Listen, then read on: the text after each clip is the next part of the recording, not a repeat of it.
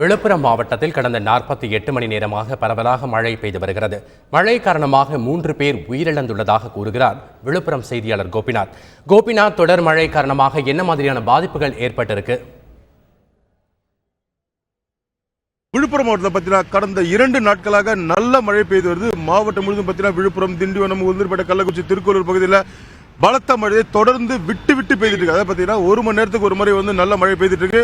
மாவட்டத்தில் பார்த்தீங்கன்னா தாழ்வான பகுதிகளில் அதிக அளவு தண்ணி தேங்கி இருக்கு. ஏற்கனவே பார்த்தீங்கன்னா கடந்த 10 நாட்களாக பெய்த மழையில விழுப்புரம் மாவட்டத்தில் ஆயிரக்கணக்கான ஏக்கர்ல விவசாய நிலங்கள் பாதிச்சிருக்கு. அதே போல பார்த்தீங்கன்னா ஏராளமான குடிசைகள் சேதமடைஞ்சிருக்கு, ஏராளமான உயிரிழப்புகள் ஏற்பட்டிருக்கு. கடந்த 2 நாட்கள் மட்டும் விழுப்புரம் மாவட்டத்தில் மொத்தம் 3 பேர் உயிரிழந்திருக்காங்க. அதை பார்த்தீங்கன்னா திண்டிவனம் பக்கத்தில் ஒரு அண்ணாமலை என்றவர் மின்சாரம் தாக்கி உயிரிழந்திருக்காரு. அதே போல பார்த்தீங்கன்னா கொடிமா என்ற கிராமத்தில் ஒரு மூதாட்டி ஜானகி என்ற குட்டையில மூழ்கி பலியா இருக்காங்க.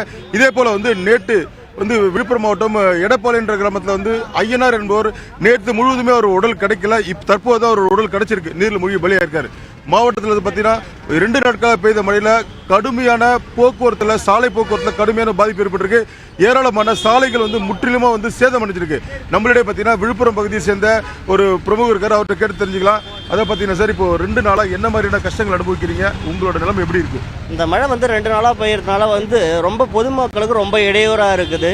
அதே சமயத்தில் விவசாயிகளுக்கு அவங்கவுங்க நட்ட பயிர்களும் ரொம்ப கடுமையாக பாதிக்கப்பட்டு. இதனால் விவசாயிகள் எந்த விவசாயியும் இந்த மழையால் என் பயிர் நல்லா இருக்குதுன்னு சொல்லிட்டு ஒரு விவசாயி கூட சொல்ல முடியாது, அந்த அளவுக்கு பாதிக்கப்படுது. தமிழக அரசு எல்லா விவசாயிகளுக்கும் பாரபட்சம் இல்லாத அவங்கவுங்களுக்கு அவங்களுடைய நஷ்ட ஈடுக்கு கொஞ்சம் கொடுத்து இந்த அரசாங்கம் அவங்களுக்கு உதவி புரிஞ்சால் அவங்க பயிர் வச்ச காசையாவது தேர்த்த முடியுன்ற அளவுக்கு அவங்க பலன் பெறுவாங்க.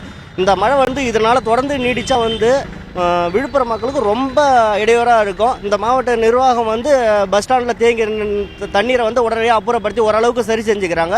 அதேமாதிரியே தொடர்ந்து மக்களுக்கான பாதுகாப்பு நடவடிக்கை செய்யும். மின்கம்பங்கள் சரியினால மின்கம்பம் அதெல்லாம் கொஞ்சம் சரிப்படுத்து. இப்போ பார்த்தீங்கன்னா சமீபத்தில் வேணால் மின்சார உயர அழுந்து இருந்தால் அதனால் உயிரிழப்புகள் அதிகமாக ஏற்படுது. இதை தடுக்கிறதுக்காக மின்சார வாரியம் அங்கங்கே மின்கம்பம் சரியில்லாத மின்கம்பம் அதெல்லாம் சரிப்படுத்தி இந்த உயிரிழப்புகளை தடுக்கிறதுக்காக தகுந்த நடவடிக்கை எடுத்து அதான் ரொம்ப நல்லதாக இருக்கும். விழுப்புரம் மாவட்ட மக்களோட ஒரு நீண்ட நாள் கோரிக்கை பார்த்தீங்கன்னா மாவட்டம் முழுவதும் இருக்கிற ஏரி வாய்க்கால்கள், நகர்ப்புறங்கள வாய்க்கால்களை தூர்வாரன்னு கோரிக்கை வச்சிருக்காங்க. இனி வரும் மழைக்காலங்களுக்குள்ளேயாவது நீர்நிலைகளுக்கு செல்லும் வாய்க்கால்கள், அதே போல பார்த்தீங்கன்னா கழிவுநீர் வாய்க்கால்களை முற்றிலுமா சரி செய்யணுன்றது விழுப்புரம் மாவட்ட மக்களோட ஒரு கோரிக்கையா இருக்கு.